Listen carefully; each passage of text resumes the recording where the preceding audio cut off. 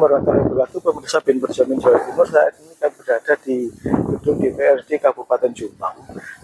Kali ini kami akan mencoba untuk menanyakan bahwasanya pengelolaan CSR yang ada di Jombang ini amburadul dan tidak terkontrol, dan ada diduga miliatan dana CSR yang ada di Jombang ini menjadi bancakan pada mereka-mereka yang menangani CSR. Nah, ini kami akan mencoba nanti konfirmasi dengan pihak DPR bagaimana pengawasan DPR selama ini terkait dengan CSR. Jadi karena DPR punya peran untuk mengawasi anggaran yang masuk ke daerah, meskipun dana CSR sudah masuk pada APBD, tetapi dana CSR ini adalah wajib diberikan oleh perusahaan, dan pengelolaannya ini melalui forum yang menangani forum. Forum itu terdiri dari orang perusahaan sendiri, juga dari birokrasi yang ada di Jombang ini, termasuk Bapeda, ada dari tadi kami ke bendaranya itu dari Bank Jombang, tapi beliau tidak bisa menjelaskan tentang terkait dengan pengelolaan CSR ini, dapatnya berapa miliar, penggunanya untuk apa, beliau belum bisa menjelaskan. Karena itu nanti kami akan mencoba konfirmasi dari pihak DPR Jombang. Berikutnya kami juga akan menanyakan tentang APBD, Pak ya. APBD nanti kami akan minta dari DPR APBD Jombang ini kegunaannya untuk apa saja, nanti biar kami minta bukunya. Begitu. Selain itu kami nanti juga akan konfirmasi terkait undang-undang perampasan aset, yang mana pemerintah ini, masyarakat juga sangat mendukung bahwasanya undang-undangan perampasan aset itu bisa segera bisa segera dilakukan atau disahkan. Nah, kendalanya saat ini adalah persetujuan dari DPR itu belum ada. Nah, bagaimana dengan DPR Kabupaten Jombang nanti? Apakah mau undang-undang perampasan aset tersebut? Nah, perlu dorongan dari pemerintah, dari DPR di daerah, agar yang pusat nanti juga mengikuti bahwasanya masyarakat atau rakyat Indonesia ini sudah banyak yang mendaki diberlakukannya undang-undang perampasan aset. Oke, mari kita ke dalam untuk menanyakan pada anggota DPR yang lain.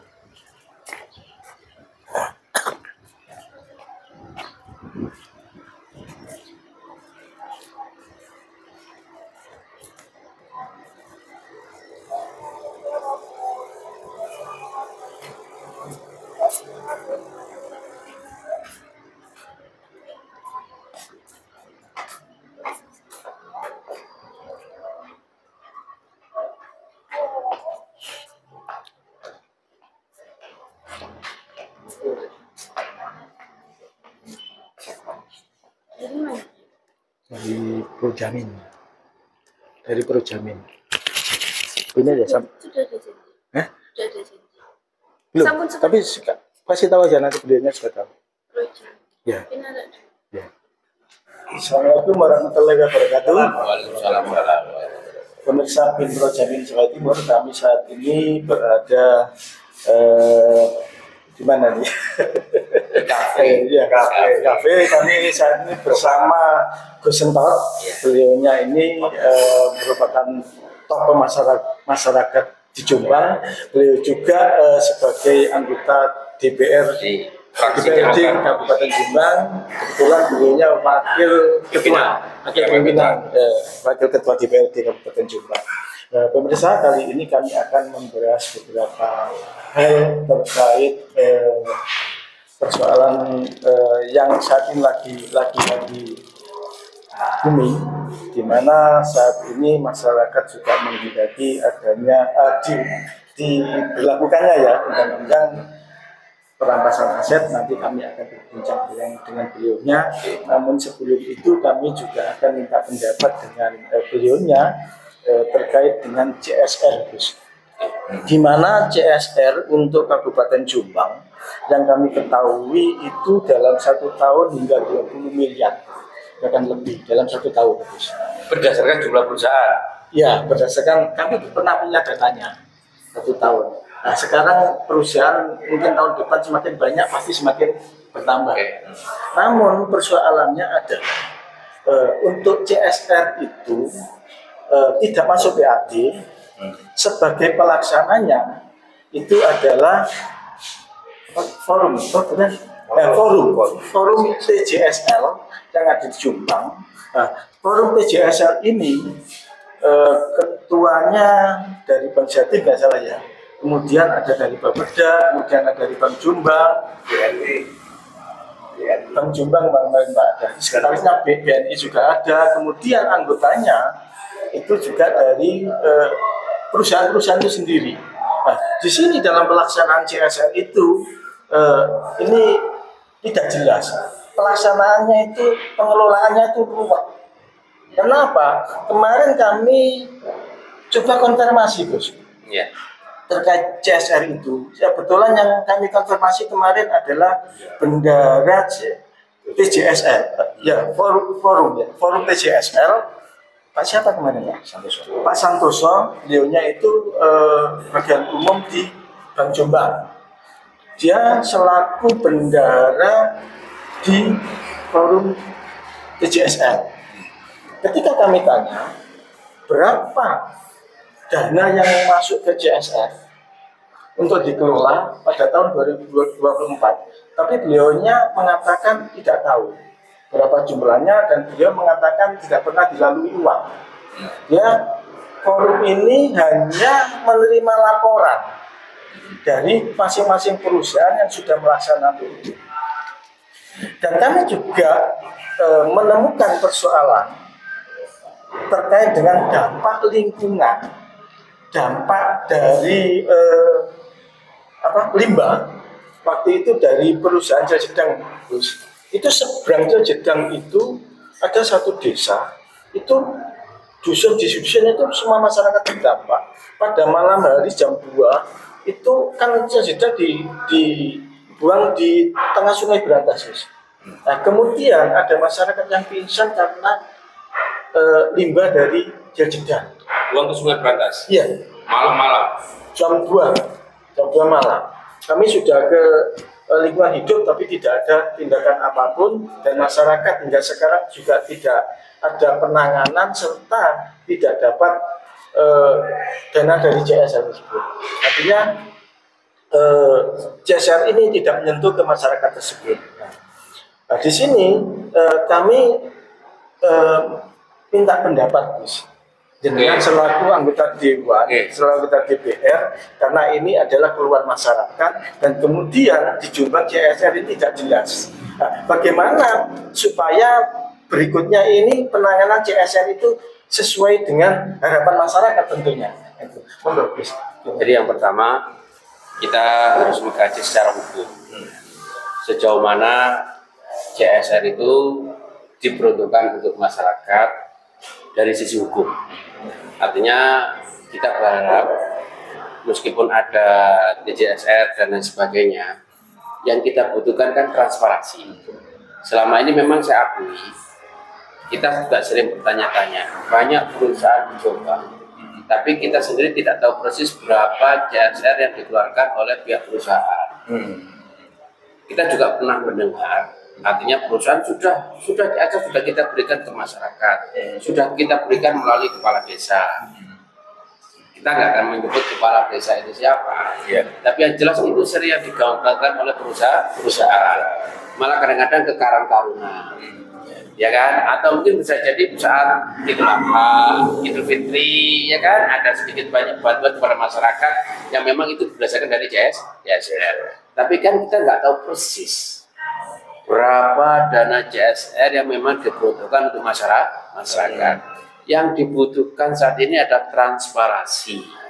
Artinya harapan saya Pemkab ini punya inisiatif minimal bisa ikut mengontrol CSR yang ada di Kabupaten Jombang minimal. Artinya kalau sudah ada sistem pengontrolan, saya yakin pelaksanaan CSR yang pertama tepat sasaran, yang kedua sesuai anggaran, bahasanya kan seperti itu.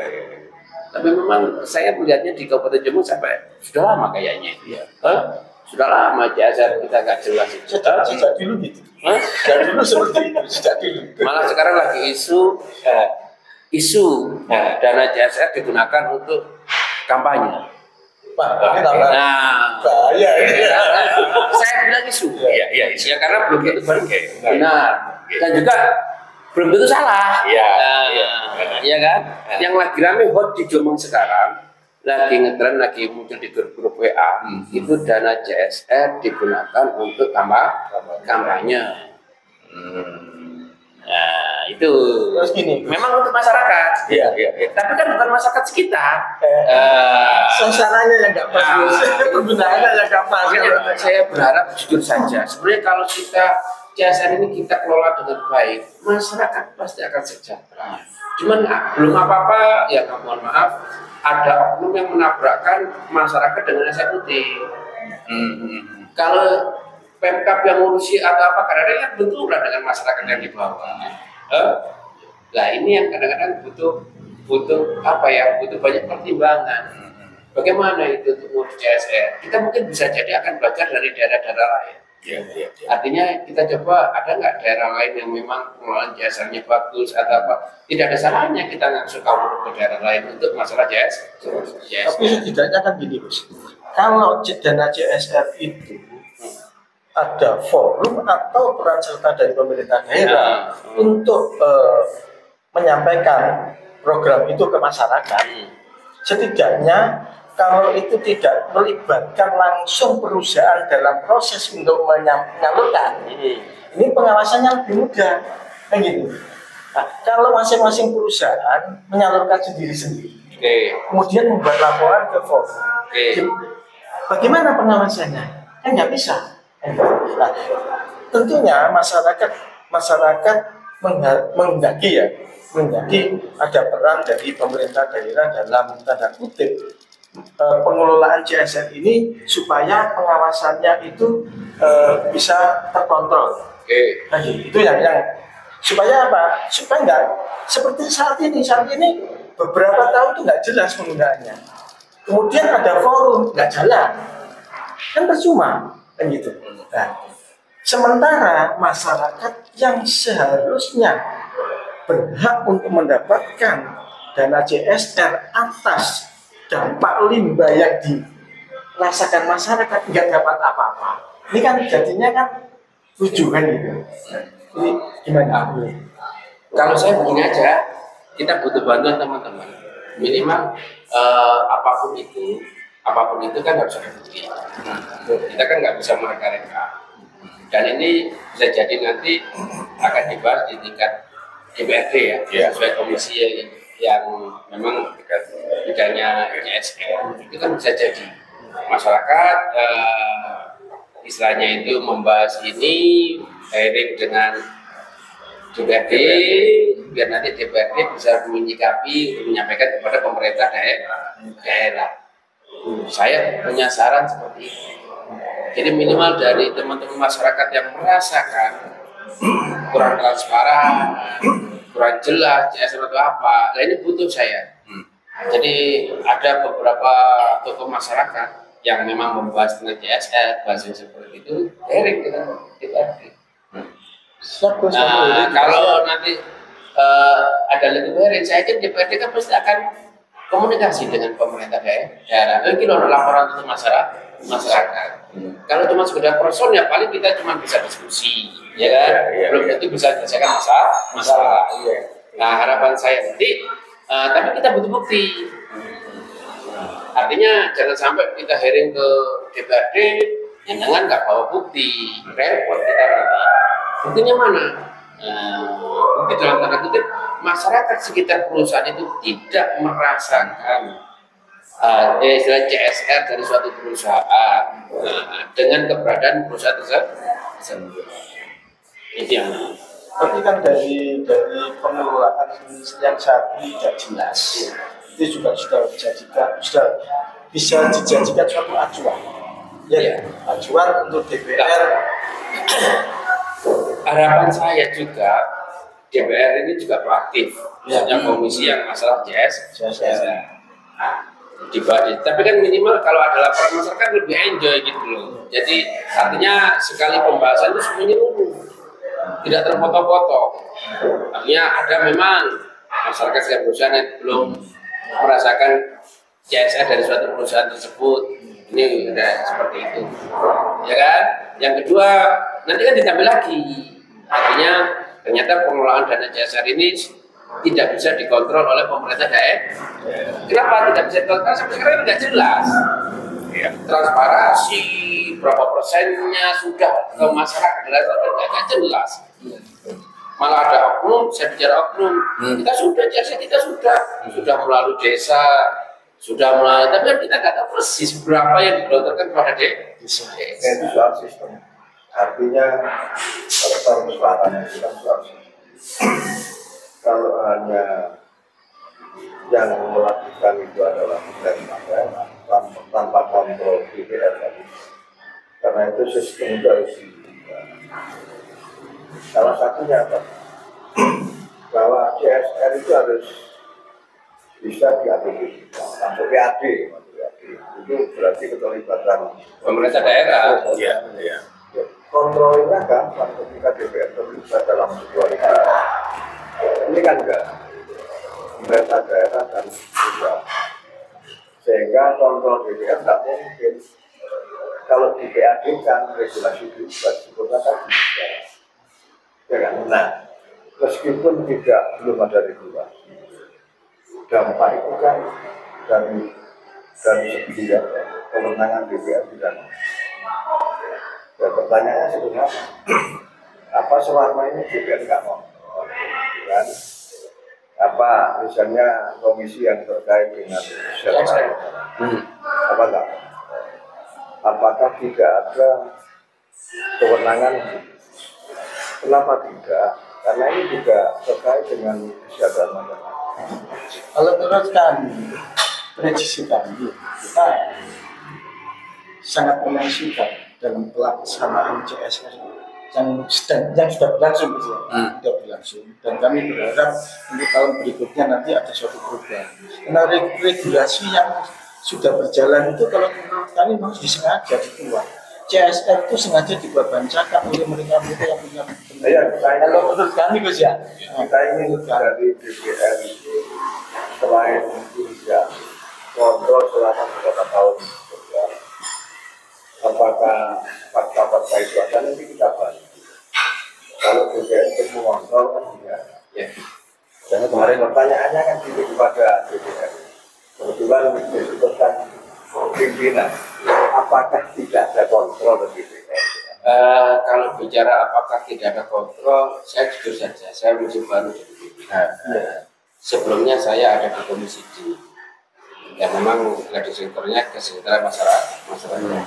Tapi kita di situ tidak fokus membahas tentang CS. CS. Kita akui. Pokoknya kita perlu menyampaikan gini ya.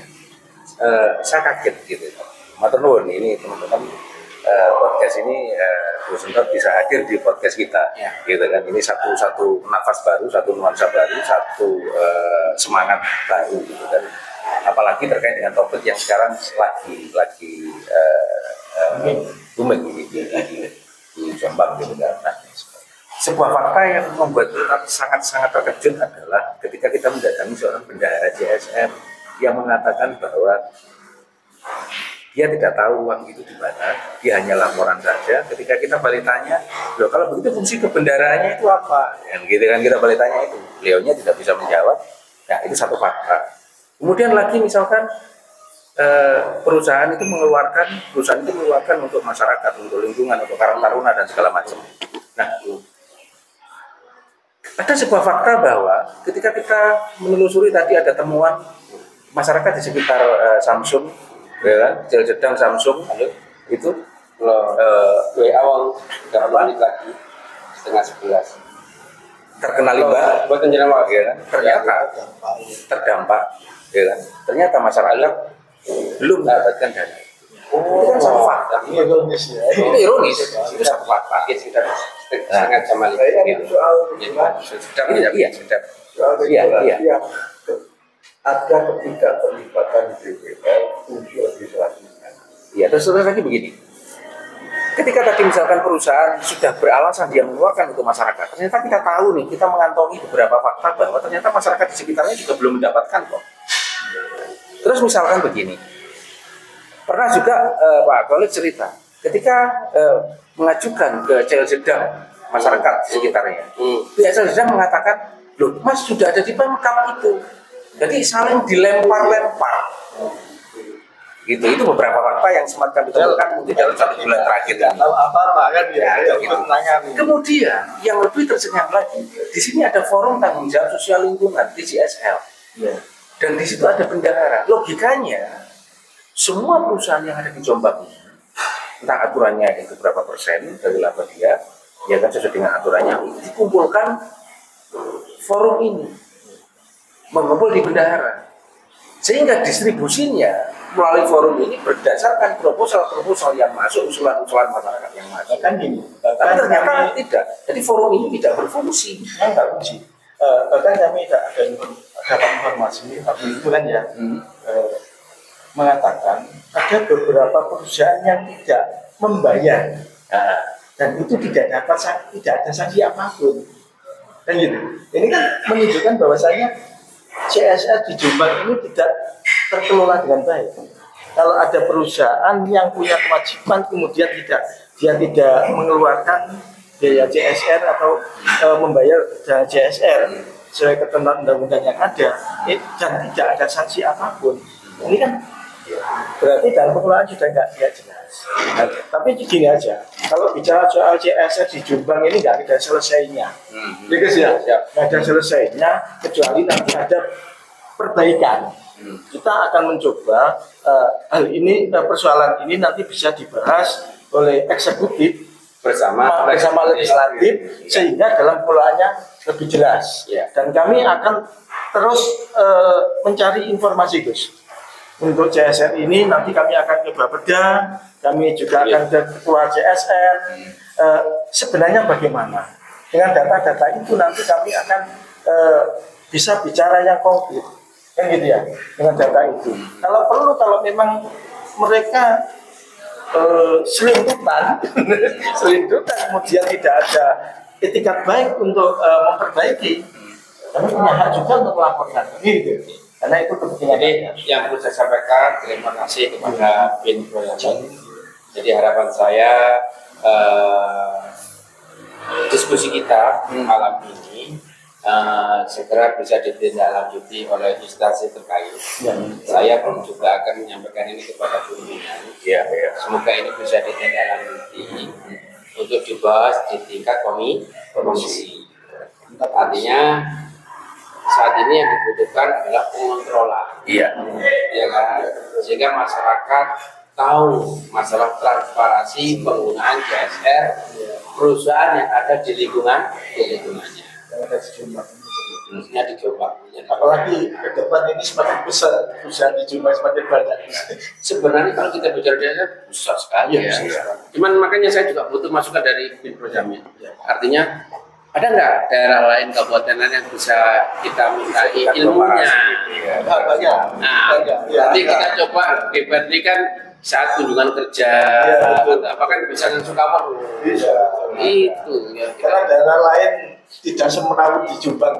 Jadi kita kayaknya kita mengundang kan dalam rangka itu. Saya sampaikan nanti pas rapat pimpinan. Ada program bukunya itu. Saya sampaikan nanti.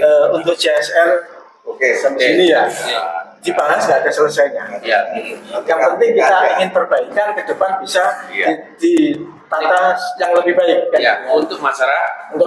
Jadi kita ini kan untuk kebaikan bagi masyarakat.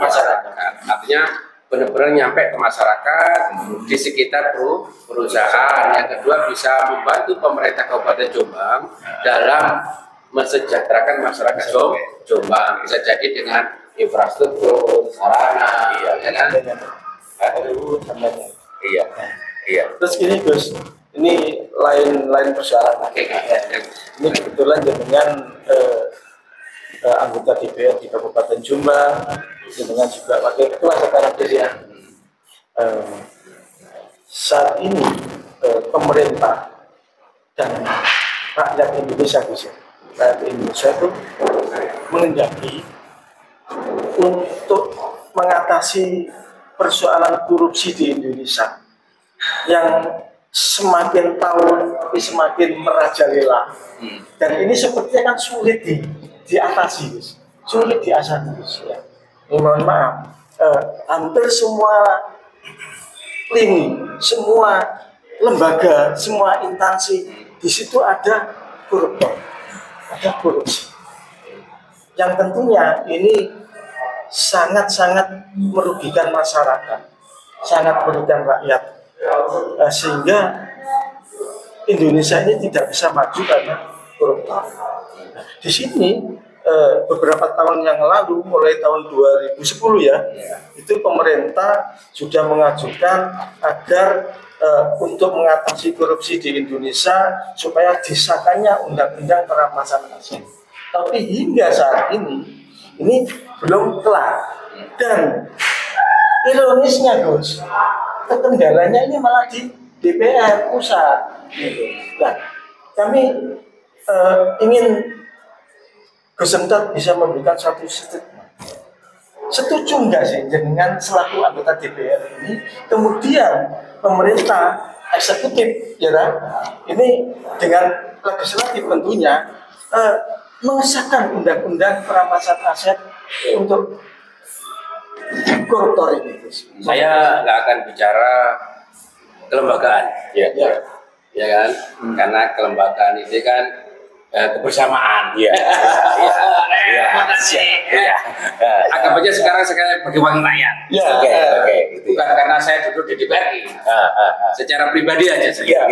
Secara pribadi, biar nanti tidak menyinggung instansi atau mungkin yang lain-lain lah.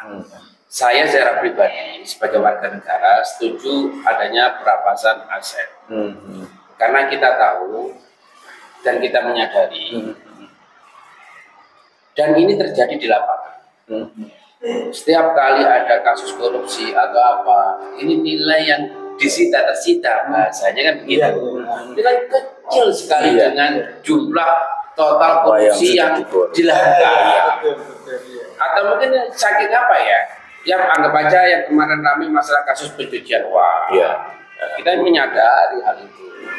Yang jelas intinya begini, saya berharap kita mendukung pemerintah yang baru ini. Saya yakin sudah digaungkan oleh Pak Prabowo ya bahasanya. Kan sudah tegas belum? Sudah ngancam ke semua ini. Jangan pernah macam-macam untuk korupsi. Saya optimis tidak lama lagi, ya kan? Beliau akan menginisiasi yang pertama untuk mengesahkan RUU perampasan aset. Saya yakin sekali melihat gebrakan beliau di awal-awal, ya kan?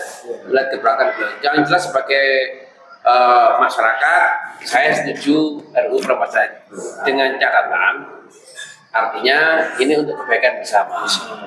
Jangan sampai nanti kasus aset dianu tapi nggak jelas asetnya ini mau kemana, kembali ke pemerintah apa enggak, repot saya. Dinikmati oleh oknum-oknum eksekutif. Contoh kasusnya kemarin terjadi judi online, ya kan? Eksekutif pemerintah yang seharusnya mengawasi judi online malah kebocoran orang di dalamnya itu, ya kan? Kita juga tahu pernah ada kasus pengurangan barang bukti, oknum.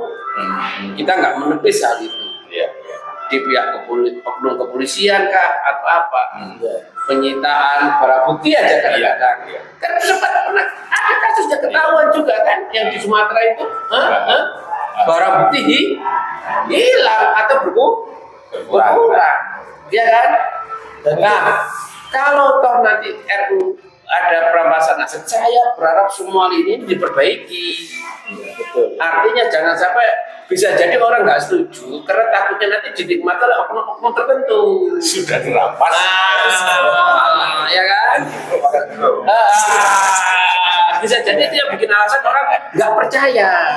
Karena lembaga yudikatif di Indonesia ini kepercayaan masyarakat sangat karena apa? Dia selaku penegak hukum tapi juga melanggar hukum. Ini yang jadi itu yang ini harus diperbaiki semua, betul.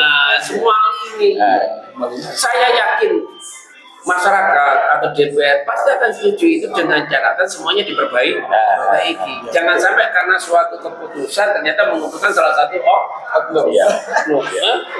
Sama aja. Jadi pertimbangan juga kenapa undang-undang itu Sampai sekarang belum. sampai sekarang itu mungkin juga ada itu juga karena undang-undang ini tidak bisa berdiri sendiri. Dia butuh infrastruktur untuk menjalankan undang-undang ini kan gitu. Gitu kan? Tapi kan gini Pak, ketika undang-undang itu dijalankan, disahkan, saya yakin eksekutif, legislatif, yudikatif akan berpikir 2 kali kalau mau korupsi kan gitu ya. Kan gitu. Kenapa? Masyarakat juga turut mengawasi kan gitu. Nah, persoalannya selama ini di Indonesia ini kan tumpul ke atas, tajam ke bawah. Ini persoalannya, terutama dalam yudikatif, kan ya? Yudikatif di Indonesia ini yang mestinya dia sebagai penegak hukum, tapi kadang melanggar hukum, kan gitu ya. Contohnya gini aja, contohnya larangan-larangan hukum yang saat ini terjadi dimanapun ya, baik itu narkoba, baik itu judi online. Keseriusannya itu kalau memang benar-benar serius ingin menindak secara tegas, nggak sulit kok. Tapi kan semuanya itu kan disengaja itu, kan gitu. Paling sih ditangkap orang kecil-kecil aja. Kan tetap kalau perampasan aset itu pintunya diregulasi. Saat ini loh ya, yang diumumkan November kemarin, prolegnas itu tidak ada RUU gitu. Nah problematiknya itu ketika nggak ada RUU prolegnas, berarti kan nggak dibahas. Ini problem pertama. Yang kedua, apakah bisa ketika prolegnas itu tidak ada RUU, perampasan aset dijalankan bisa? Makanya harus ada RUU-nya. Lah ya kan? Ya. Itu yang dimaksud kita ingin DPR Jombang itu pribadi atau lembaga nggak apa-apa karena memang kompetensinya itu. DPR ini harus mengawasi mendorong kepada DPR RI untuk memberikan prioritas bahwa itu harus segera dibahas dan disahkan. Berani enggak kira-kira DPR Jombang dan masyarakatnya itu untuk usul. Ya, kira-kira agak Syukur-syukur buat petisi. Kalau bicara itu saya yakin berani lah. Saya yakin Bu. Kalau bisa jelas berani kan. Berani lah kita. Tapi kan tetap ada koridor. Iya. Kita tahu ada istilahnya di Jawa, masyarakat Jawa kan orang etika ya orang unggal-unggu. Iya. Cara menyampaikannya. Saya pikir berani. Nah, ya, pertama kan harus ada regulasi. Sementara di prolegnas sudah tertutup, karena tidak diumumkan di tahun ini, gitu kan satu. Tapi yang sering terjadi itu begini loh kadang-kadang itu. DPR itu adalah sebuah proaktif. Kalau dibarengi oleh gerakan masyarakat. Gitu. Saya lihat petisi-petisi yang ditantangkan oleh DPR. Rata-rata itu hasil dari demo. Iya. Ada yang demo ke sana, DPR datang, selesai. Iya. Rata-rata itu. Karena DPR itu kan wakil dari masyarakat, sehingga nggak mungkin lah kayak saya mengatasnamakan DPRD atau apa. Sedangkan saya juga berharap bersama masyarakat. Nah, kalau ada masyarakat yang mungkin bukan demo, menyampaikan aspirasinya ke DPRD, itu DPRD suruh tanda tangan, itu sudah jadi satu petisi. Iya. Memang sejarah di Indonesia harus ada gerakan. Gerakan mahasiswa. Iya. Saya jarang ada DPR punya inisiatif sendiri untuk anu jarang. Reformasi aja dulu juga gitu. Gini Gus, kalau menurut saya harus ada prakarsa. Nah, saya berharap prakarsa itu bukan dari anggota dewan. Kami Gus nanti yang akan Karena berkasa. dari keduanya kan bisa ya, anggota dewan, ya masyarakat kan sama-sama. Nah, makanya saya berharap adanya petisi yang suatu saat harus ditangani oleh DPRD Kabupaten Jombang itu dibarengi bersama masyarakat. Oh ya, Kasusnya kan seperti itu. Kan lihat semuanya anggota dewan tanda tangan yang dulu dipaksa oleh masyarakat itu apa? Rata-rata awalnya dari demo. Iya. Serap menyampaikan aspirasinya di depan gedung dewan sehingga mau tanda. Tanpa aspirasi dari masyarakat tidak akan ada perubahan. Intinya kan seperti itu saja. Dulu sejarah reformasi kan juga gitu. Nah, pinginnya mungkin apa? Oleh pinginnya tanpa harus ada aspirasi masyarakat, Dewan punya inisiatif Oh sendiri. iya, Prakarsa. Nah, ini Tapi nggak mungkin. Nggak mungkin. Angel. Saya pernah berpikir begini. Saya sepakat dengan jenengan sendiri. Jadi, tapi pikiran saya begini. Perlu jamin ini teman-teman, ya kan terkait dengan permasalahan aset. Sebuah pertanyaan besar adalah, tapi hari ini malam ini terjawab, gitu kan? Bahwa DPR ada sebuah keberanian DPR di Sumber. Kita mau mendorong melalui sebuah aksi Saya damai. nggak mewakili instansi. Iya. Saya pribadi. Iya, oke. Kalau instansi nanti teman-teman merasa, Oh. program bukan loh. Kan untuk kebaikan. Iya, tapi kan saya nggak bisa mewakili dari teman-teman karena kan belum ada. Tapi paling tidak, tapi terwujud sebuah rencana, gitu kan, bayangan sebuah aksi damai yang mendorong atau kita gunakan itu memantik DPR di Jombang secara kelembagaan, ya kan? Ini saya ngomong di konteks kelembagaan, bukan dalam konteks dengan hari ini sebagai pribadi, untuk pernyataan sikap atau petisi mendorong DPR RI agar segera mengesahkan undang-undang perampasan aset. Tapi kita harus berani. Kalau ingin perubahan kita harus berani untuk melakukan suatu gerakan dalam tanda kutip menyampaikan aspirasi. Coba kalau kita hitung, kita yang berani juga. Secara pribadi atau tidak boleh saya nggak tahu, pokoknya kan berani. Kita hitung setelah itu terjadi dan itu ada. Kalau koruptor itu gampang, utangnya Indonesia kan 10.000 triliun, lebih Pak. Tapi kalau kita mulai pasti berani Pak. Kita katakan Mungkin bisa jadi kenapa itu tertunda atau apa? Karena untuk membuat sesuatu itu kan minimal harus dipersiapkan semuanya. Saya yakin itu jadi pemikiran sekarang. Saya yakin semuanya pasti akan setuju kok perampasan aset demi kebaikan. Tapi contohnya gini loh, kita kalau mau menggaring ikan, kita siapkan kan semuanya. Ya kan, dia jaringnya, terus jaring ukurannya berapa, ya kan, jangan sampai kita mau jaring ikan lele tapi jaringnya gede-gede, ya mesti loh. Ojo. Sepakat saya perampasan aset secara pribadi, secara institusi. Akhirnya nggak ini nanti masyarakat. Bisa, tergantung dengan proaktif. Ya kan, dia tinggal mengajukan, membuat surat. ya kan, DPR itu kan rumah rakyat, ya kan. Dan alhamdulillah sekarang itu kan terbuka ke masyarakat. Nah, cuman masalahnya sekarang seringkali orang ngajak hearing itu kadang-kadang bukti dasar-dasarnya atau apa itu kurang Ya kalau perampasan aset orang berpikir, saya pernah ada mahasiswa demo Pak, demo ternyata setelah masuk di kantor jajaran bukan dia gak ngerti. Saya saksinya. Akhirnya sewaktu debat itu kan mantan mahasiswa. Iya. Saya juga mantan mahasiswa. Saya tanya gitu, saya cuma dapat selebaran dari atas. Ya kan, saya cuma dapat selebaran dari teman-teman saya di universitas yang lain. Nggak dipelajari sendiri. Suatu ditanya, ngabung lah ini yang kadang-kadang kita kadang-kadang. Ini nanti kami potong. Ini kami minta saran dari jenengan. Ya. Saya tahu dengan juga LSM ya sekarang. Kami juga LSM. Kami akan melakukan suatu gerakan tentunya ya. Sebelum kami isi, mungkin enaknya kita melakukan dulu.